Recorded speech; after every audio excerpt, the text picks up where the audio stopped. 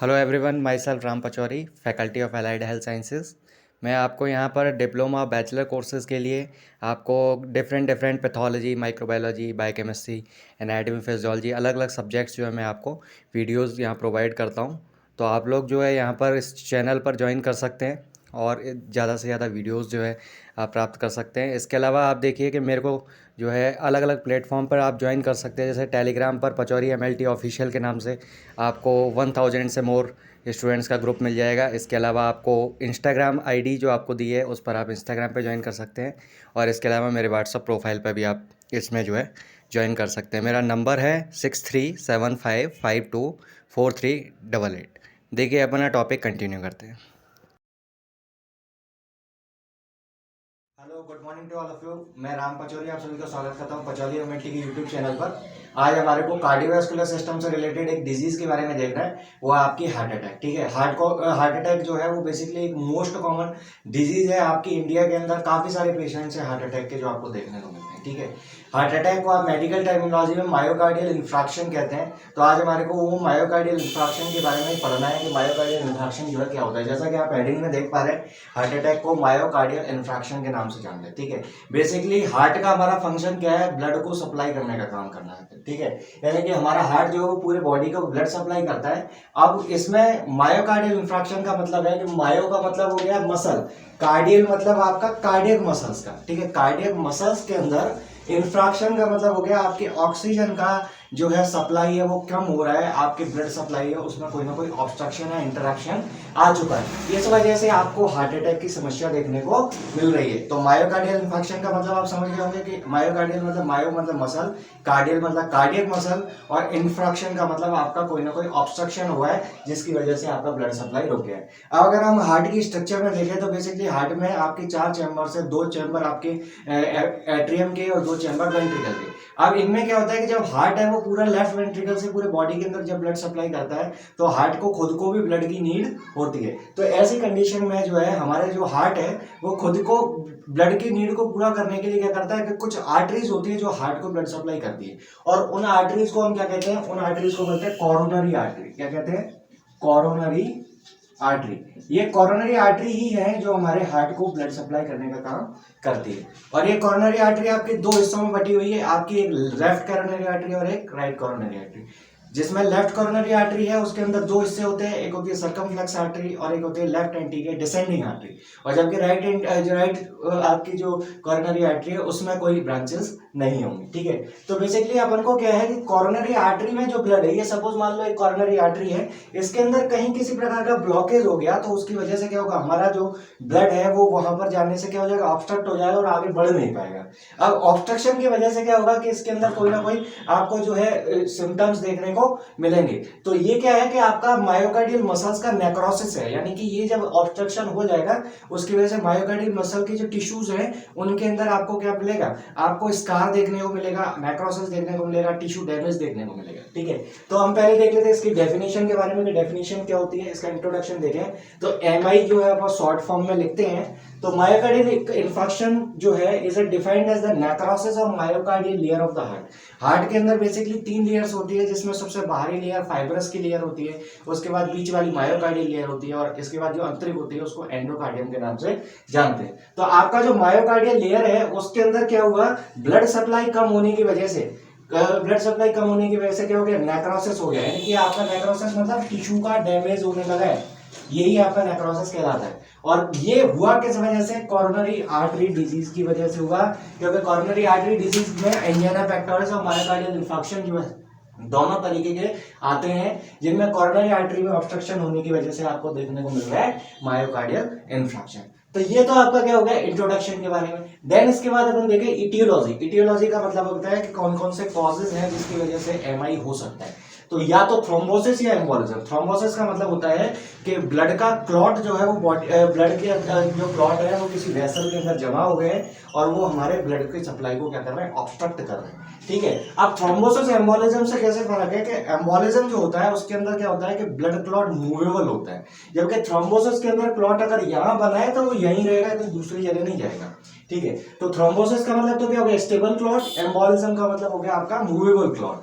और ये एथेरोस्क्लेरोसिस एक ऐसा डिजीज है जिसके अंदर अगर आपका ये ब्लड क्लॉट कोलेस्ट्रॉल का है, ठीक है, कोलेस्टेरॉल के डिपोजिशन की वजह से है, तो वो आपका क्या है, लिपिड और कोलेस्ट्रॉल के डिपोजिशन की वजह से, तो उसको आप एथेरोस्क्लेरोसिस के नाम से जानते हैं। ये देखिए आपका एक ब्लड क्लॉट दिख रहा है, ये ब्लड वेसल के अंदर प्रेजेंट है, और ब्लड जब बह रहा है तो उस दौरान क्या है, आपको ऑब्स्ट्रक्शन दिखेगा, और इसकी वजह से हमारी ऑक्सीजन की ब्लड सप्लाई क्या हो जाएगी, मतलब ऑक्सीजन जो है वो बॉडी के टिश्यूज को प्रॉपर नहीं मिल पाएगा। देखते हैं आप हार्ट अटैक के जितने भी केसेस की स्टडी की गई है, तो ये जनरली स्लीपिंग कंडीशन में आपको हार्ट अटैक ज्यादा देखने को मिलते हैं, क्योंकि क्या होता है कि स्लीपिंग कंडीशन में 2 से 4 बजे तक का जो टाइम होता है उस दौरान गहरी नींद होती है। तो उस टाइम पर क्या होगा कि आपका जो गहरी नींद है, तो उसकी वजह से क्या है कि आपकी ब्लड सप्लाई जो है उसमें इतना ज्यादा फ्लो नहीं होता, और कोई छोटा सा भी अगर रुकावट होगा तो उसकी वजह से ब्लड उसको क्रॉस नहीं कर पाएगा। इस वजह से आपको जो है रुकावट की वजह से क्या होगा कि आपको जो है हार्ट अटैक की संभावनाएं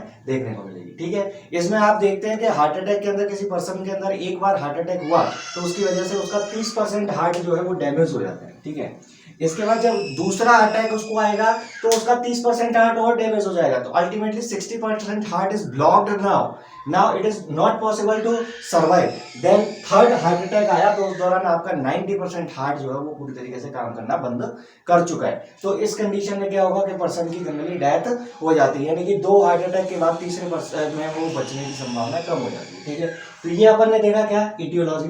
देन इसके बाद आता है रिस्क फैक्टर, यानी कि किन कारणों से आपका जो है हार्ट अटैक हो सकता है। ठीक है, तो किन कारणों से हार्ट अटैक हो सकता है, इनको अगर हम देखें तो 2 तरीके के फैक्टर्स आपको देखने को मिलते हैं। एक तो होता है आपका मॉडिफाइबल और दूसरा होता है नॉन मॉडिफाइबल। यानी कि मॉडिफाइबल फैक्टर कैसे है, जिनके अंदर आपको जिनको क्या कर सकते हैं, मॉडिफाई कर सकते हैं। जैसे आपका स्ट्रेस हो गया, ओबेसिटी हो गया, यानी कि आप अगर स्ट्रेस ले रहे हो तो उसको कम कर सकते हैं ना।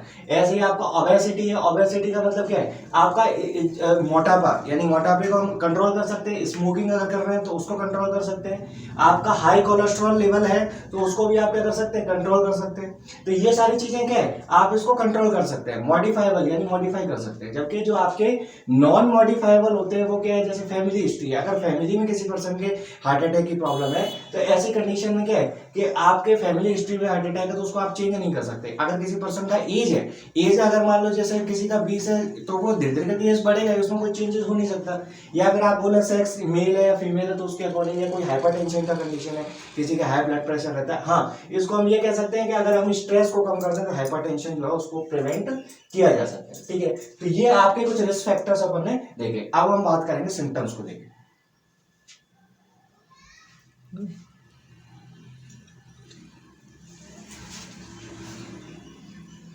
ठीक है, आइए तो अब इसके सिम्टम्स देख लेते हैं कि हार्ट अटैक की प्रॉब्लम अगर हमारे हो रही है तो हार्ट अटैक में क्या क्या सिम्टम्स पेशेंट के अंदर देखने को मिलेंगे। क्योंकि अगर आप किसी पर्सन को देखें एकदम से कि कोई पर्सन चक्कर खा के गिर गया है तो हमें ये पता लगे कि हार्ट अटैक कैसे होता है, तभी तो हम पता कर सकते हैं। तो इसके अंदर सिम्टम्स में आपको पेशेंट के चेस्ट पेन देखने को मिलेगा। चेस्ट पेन आपका मॉडरेट टू सीवियर हो सकता है, यानी कि वो पहले धीरे होगा और धीरे से तेज पकड़ के मतलब आपका क्या होगा, बढ़ने लग जाएगा। तो पेशेंट क्या करता है, अपने यहाँ चेस्ट को पकड़ के दबा के बैठ जाता है, इस वजह से क्योंकि उसके चेस्ट पेन बहुत ज्यादा बढ़ रहा है।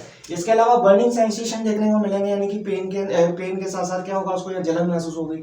इसके अलावा हम देखें मोर देन 20 मिनट, ये पेन आपको 20 मिनट से ज्यादा देखने को मिलेगा। ठीक है, तो ये कुछ एक सिम्टम्स हैं जो चेस्ट पेन में आपको देखने को मिलेंगे। इसके अलावा टैकीकार्डिया का मतलब हम कहें तो आपका हार्ट बीट जो है वो बढ़ जाएगा। इसके अलावा शॉर्टनेस ऑफ ब्रीथ, यानी कि सांस लेने में दिक्कत आने लगेगी। इसके अलावा कार्डियक आउटपुट जो है वो, यानी कि हमारा जो नेट वेंट्रिकल के द्वारा ब्लड सप्लाई हो रहा है बॉडी को, वो कम हो रहा है। इसके अलावा फटीग और वीकनेस देखने को मिलेगी, यानी कि फटीग और वीकनेस का मतलब हो गया पर्सन को थकान होने लगेगी और बॉडी जो है वो बिल्कुल ढीली हो जाएगी। ठीक है, और इसी के साथ साथ पेशेंट को नोजिया या वॉमिटिंग के सिम्टम भी देखने को मिल सकते हैं, एब्डोमिनल पेन भी देखने को मिल सकता है। ये सारे सिम्टम्स आपको देखने को मिल जाएंगे। देन इसके बाद हम बात करें कि अगर ऐसे सिम्टम्स हमारे को दिख रहे हैं तो उसके लिए पेशेंट को डायग्नोसिस क्या कराना है। तो आप जो है ऐसी कंडीशन में डायग्नोसिस के लिए पेशेंट की हिस्ट्री लेंगे।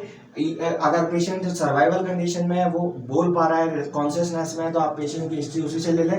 और या फिर अगर उसके फैमिली वाले हैं तो उनसे आप पेशेंट की हिस्ट्री ले सकते हैं। देन उसका फिजिकल एग्जामिनेशन आप करके देखें। उसके अलावा उसके ईसीजी और चेस्ट एक्सरे करें। 2D को का टेस्ट करवाएं, साथ ही साथ स्ट्रेस टेस्ट करवा करके आप देखें। इससे आप हार्ट की कंडीशंस को पता कर सकते हैं। ठीक है, एक चीज और है कि अगर किसी पर्सन के अंदर हार्ट अटैक हुए और हमारे पास एकदम से मेडिकल इमरजेंसी नहीं है और हम जो है उस पर्सन को सर्वाइव करना चाहते हैं, तो हमारे पास एक अच्छा तरीका है कि पर्सन को अगर हम सीपीआर प्रोवाइड करवाएं तो ऐसी संभावना है कि पर्सन की डेथ होने से बच सकती है। सीपीआर का मतलब क्या? Cardiac pulmonary resuscitation. इस कार्डियक पल्मोनरी रिसक्सेशन के अंदर क्या होता है कि आप जनरली पेशेंट लेटा हुआ है बिल्कुल फ्लैट आपकी सुपाइन पोजीशन में, उस दौरान आप क्या करेंगे कि ये जो है इसका थंब जो आपकी हथेली है इसको यूं करके पकड़ेंगे और पेशेंट के चेस्ट के ऊपर कंप्रेशन देना स्टार्ट करें। और ये कंप्रेशन आपको कितने देने हैं? 30 कंप्रेशन के बाद आपको माउथ टू माउथ ब्रीथ देना है आपको 2 बार। ऐसा आपको 1 मिनट के अंदर हम कहें तो कम से कम 100 टाइम्स कंप्रेशन आप दें और साथ में हर 30 कंप्रेशन के बाद आप 2 रेस्क्यू ब्रीथ देंगे।